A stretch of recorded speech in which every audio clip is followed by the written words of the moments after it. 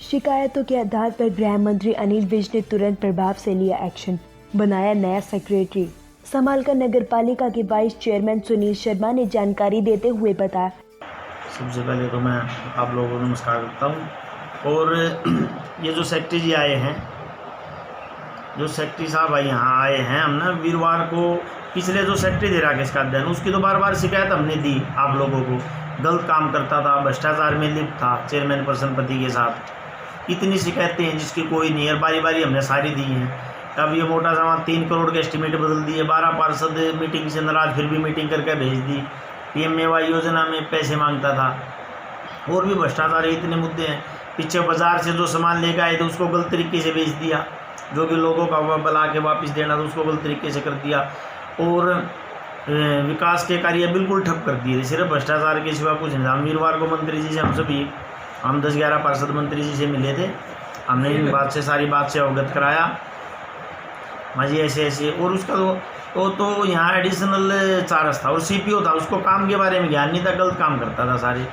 अब ये आशीष जी स्पीडो से आए हैं, आशीष कुमार, और यहाँ परमानेंट है।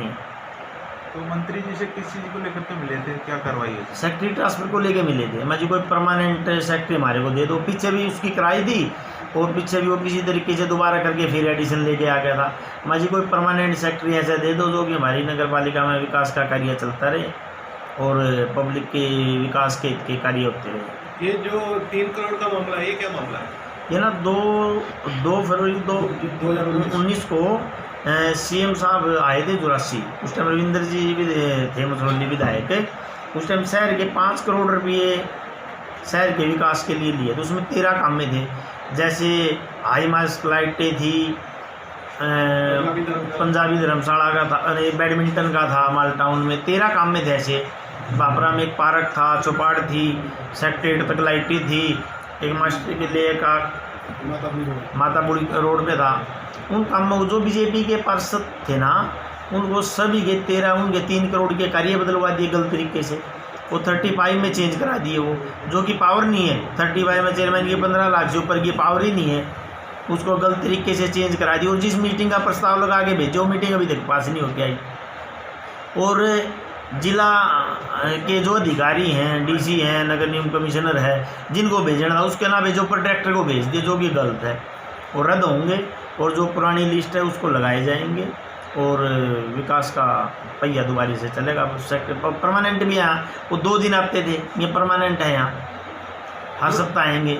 कि नपा के पूर्व एडमिशन सेक्रेटरी राकेश काद्यान के घपले घोटाले व भ्रष्टाचारी कार्यों से परेशान होकर वह वीरवार को गृह मंत्री अनिल विज से मुलाकात करने पहुंचे, और गहन विचार विमर्श के बाद मंत्री ने तुरंत प्रभाव से संज्ञान लेते हुए राकेश काद्यान को एडमिशन सेक्रेटरी पद से हटाया और उनके स्थान पर आशीष को नया रेगुलर सेक्रेटरी बनाया गया।